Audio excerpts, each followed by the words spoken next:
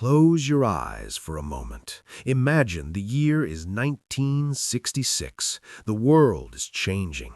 The Beatles are on the radio. Miniskirts are on the streets. Men are walking on the moon in just a few years. And in a small factory in Sant'Agata Bolognese, Italy, a group of young engineers are about to change the automotive world forever. They are building a car that should not exist, a car with its engine in the middle, not the front, a car that looks like a spaceship, not a road vehicle, a car that is too low, too wide, too fast, too beautiful. They are building the Lamborghini Miura, and they are building the world's first supercar. Before the Miura, there were fast cars, there were expensive cars, there were beautiful cars, but there was no supercar. The word did not exist. The concept did not exist. The Miura created it. The Miura defined it. The Miura is the reason you can buy a Ferrari, a McLaren, a Porsche, a Bugatti today. Every supercar ever built is a descendant of the Miura. Over the next 12 hours, we are going to tell the complete story of the Lamborghini Miura. From the mind of Ferruccio Lamborghini, a tractor magnate who wanted to humiliate Enzo Ferrari, to the young engineers who worked in secret, risking their careers to build their dream, to the unveiling at the Geneva Motor Show where the world fell in love, to the racetracks, the movies, the bedrooms of teenage boys who pinned its poster on their walls. This is not just a story about a car. It is a story about rebellion, about genius, about beauty.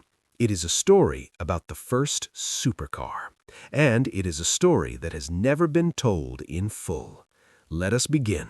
Let us go back to 1963, to the founding of Lamborghini, to the man who started it all.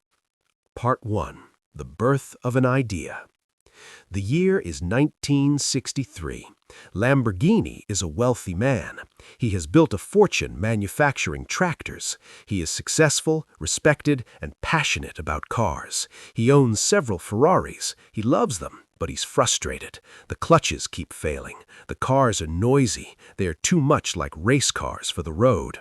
Ferruccio goes to see Enzo Ferrari. He complains about the clutches. He suggests that Ferrari use a better, more durable clutch, perhaps like the ones Lamborghini uses in his tractors. Enzo Ferrari, the great man, the comandante, looks down his nose at the tractor magnate. He tells Ferruccio to go back to plowing his fields. He tells him he knows nothing about sports cars. That insult builds an empire. Ferruccio decides to build his own car.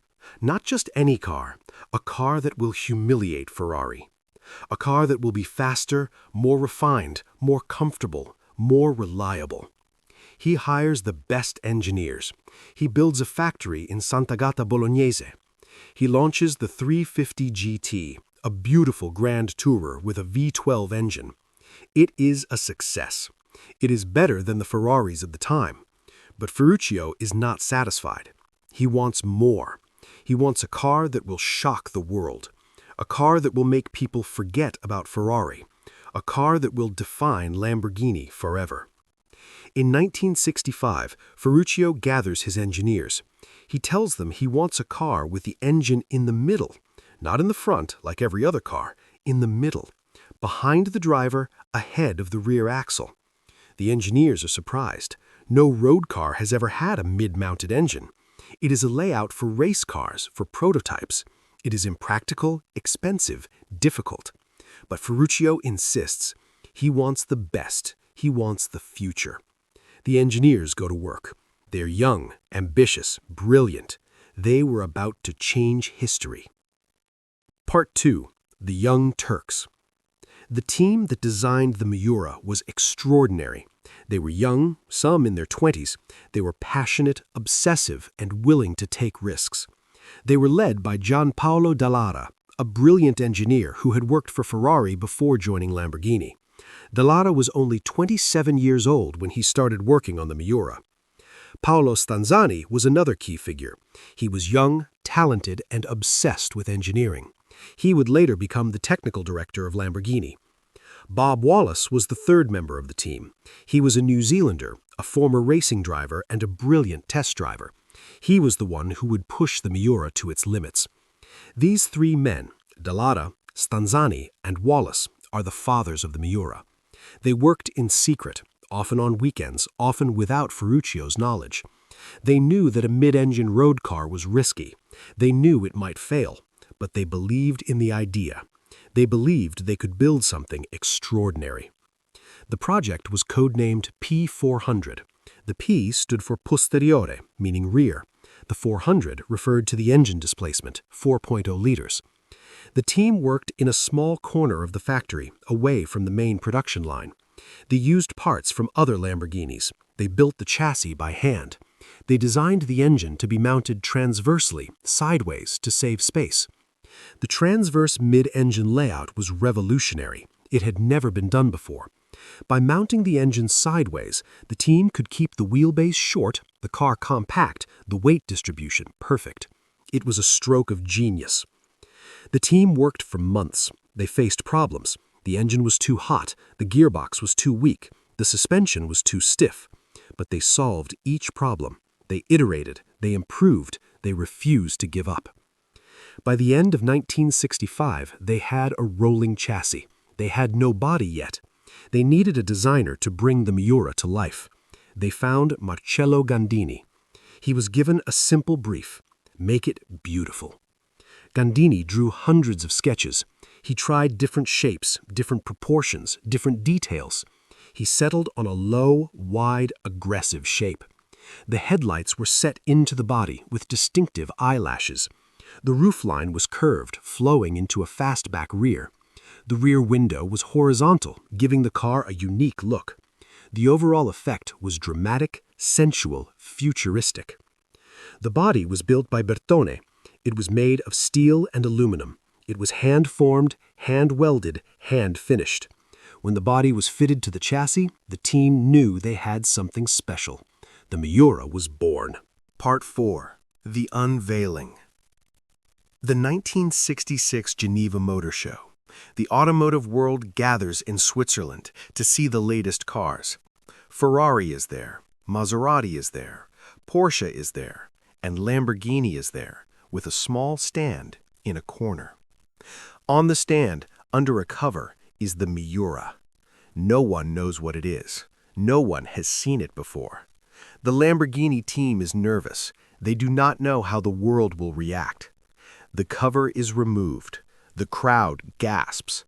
The journalists rush forward. The photographers cannot stop shooting. The Miura is unlike anything anyone has ever seen. It is low, wide, aggressive, beautiful. It looks like a race car, but it has leather seats, carpet, and air conditioning. It is a road car. It is a dream. The press goes wild. The headlines write themselves.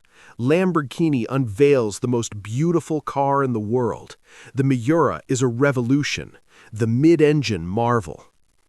Ferrari is furious. Enzo Ferrari had dismissed Ferruccio Lamborghini as a tractor maker. Now that tractor maker has built a car that makes Ferrari's offerings look old-fashioned. The Miura is faster, more beautiful, more advanced. Ferrari has no answer. The Miura is not yet ready for production. The car at Geneva is a prototype. The engine is not fully developed. The gearbox is fragile. The cooling is inadequate. But none of that matters. The world has fallen in love. The orders pour in. Lamborghini must build the Miura. The first production Miura, the P400, is delivered in 1967. It costs $20,000, which is a fortune. It produces 345 horsepower.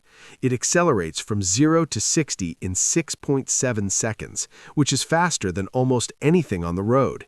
Its top speed is 170 miles per hour. It is the fastest production car in the world. The Miura is not just fast, it is an event. Driving a Miura is a spectacle. The engine is behind your head, roaring. The gear shift is precise, mechanical. The steering is heavy but communicative. The car dances, slides, sings. It is alive. The Miura is also dangerous. The rear suspension is primitive. The car can snap into oversteer without warning. The brakes are inadequate for the car's speed. The cooling is marginal. Driving a Miura hard requires skill, courage, and a willingness to accept risk. But that is part of the appeal. The Miura is not for everyone. It is for those who dare. The rear of the car is dramatic. The roofline slopes down to a horizontal rear window. Below the window, the engine is visible through a slatted cover. The taillights are small, round, set into a black panel. The exhaust pipes are centered just above the rear bumper. The interior is simple but beautiful.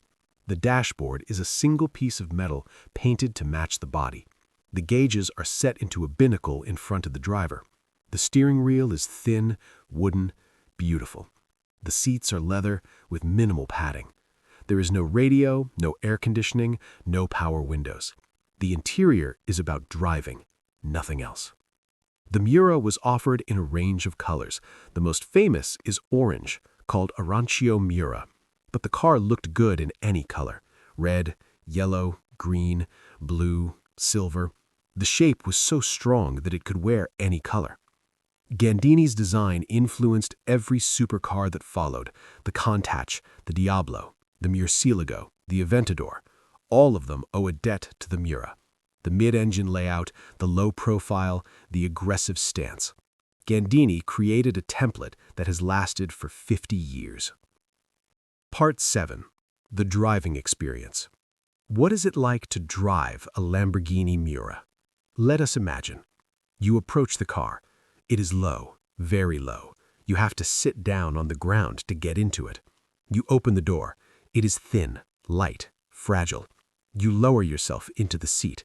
The seat is fixed, not adjustable. The steering wheel is in your chest. The pedals are offset to the right. The gear shift is on the center tunnel, but it is far away. You turn the key. The starter motor whirs. The V12 catches. It rumbles. It shakes the car. The exhaust note is deep, guttural, menacing. You push the clutch. It is heavy. You select first gear. The linkage is notchy. You release the clutch. The car moves forward. The steering is heavy at low speeds. You have to muscle the car through parking lots. The visibility is poor. The rear window is horizontal, showing only the sky. The side mirrors are small, useless. You are driving by instinct. You reach an open road. You push the throttle. The engine responds. The revs climb. The sound builds. At 3,000 RPM, the engine is smooth, refined. At 5,000 RPM, it is angry. At 7,000 RPM, it is screaming. The car accelerates. It is not brutal by modern standards, but it is urgent. The Miura feels alive. You approach a corner. You brake. The pedal is firm. The car slows. You turn the steering wheel. The front end responds. The rear end follows. You feel the weight transfer. You feel the tires gripping. You exit the corner and accelerate. The rear end squats. The car rockets forward. The Miura is not a car for beginners. It requires respect. The rear suspension can snap into oversteer without warning. The brakes can fade. The engine can overheat. But for those who master it, the Miura is transcendent. It is a conversation between driver and machine. It is pure, raw, alive. Bob Wallace, the test driver, said the Miura was the most difficult car he ever drove. He also said it was the most rewarding.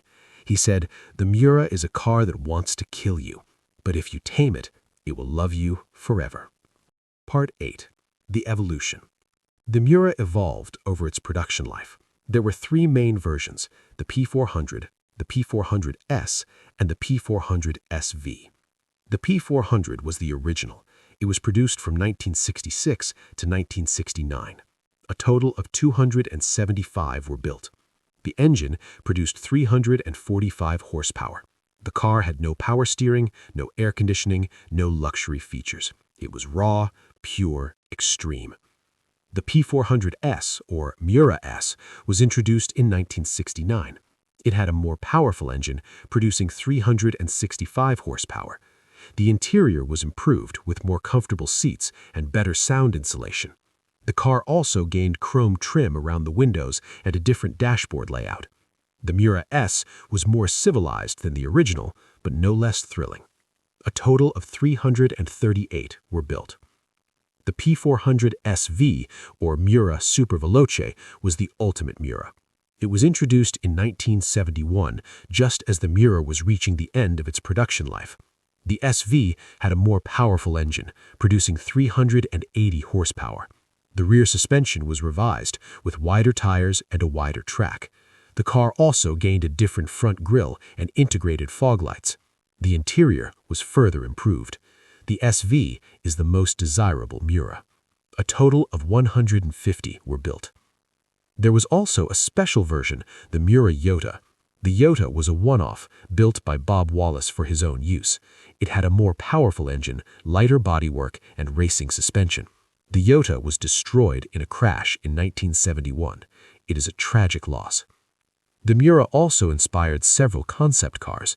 The Miura Roadster, a one-off convertible built by Bertoni, was shown at the 1968 Brussels Motor Show. It was beautiful, but it never reached production. The Miura SVJ was a special version built for a Japanese collector. It had a more powerful engine and aerodynamic modifications. The Miura went out of production in 1973. A total of 763 were built. That is all. 763 cars. Each one is a piece of history. Part 9. The Racing Legacy. The Miura was not designed for racing. It was designed as a road car, but that did not stop people from racing it. The Miura competed in events all over the world with mixed success. The Miura's biggest problem was its engine. The transverse layout made it difficult to cool. In racing conditions, the engine would overheat. The gearbox was fragile. The Miura would often break before the end of a race. Despite these problems, the Miura had some successes. A Miura won the 1968 Monza 500 kilometers in its class. A Miura won the 1969 24 Hours of Daytona in the GT class. A Miura finished second overall at the 1910 Targa Florio. The most famous Miura race car was the Yota, built by Bob Wallace. The Yota was lighter, more powerful, and more extreme than any production Miura. It had a 3.9-liter V12, producing over 400 horsepower. It had a full roll cage, racing suspension, and lightweight bodywork. The Yota was destroyed in a crash in 1971. It is a tragic loss. The Miura also raced in the 24 Hours of Le Mans. A Miura entered in 1967, but it retired with engine problems. Another entered in 1968, but it also retired. The Miura was never able to finish Le Mans. It was too fragile, too temperamental. But the Miura's racing legacy is not about wins. It is about the attempt. The Miura was a road car that dared to race. It was a pioneer. It showed that a mid-engine road car could compete with the best prototypes. It inspired the next generation of race cars. Part 10. The Cultural Icon. The Miura was not just a car. It was a cultural phenomenon. It appeared in movies, in music, in art. It was driven by celebrities, by royalty, by the rich and famous. The most famous Miura owner was Frank Sinatra. The singer bought a Miura in 1969. It was a blue SV, one of the most beautiful ever built. Sinatra drove it around Palm Springs. He loved it. He said it was the only car that made him feel young. The Shah of Iran owned a Miura. The King of Belgium owned a Miura. The Aga Khan owned a Miura. The Miura was the car of kings. The Miura also appeared in movies. The Italian film The Italian Job featured a Miura. The car was driven by the protagonist through the Alps. The scene is iconic. The Miura has never looked better. The Miura was also a muse for artists. Andy Warhol painted a Miura. The painting is worth millions.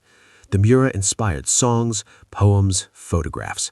It was a symbol of the 1960s, of freedom, of excess, of beauty. For teenage boys around the world, the Miura was the poster on the wall. It was the dream. It was the car they would own when they grew up, when they made their fortune, when they achieved their dreams. For many, the Miura remains the dream. Part 11. The Collectors and Values.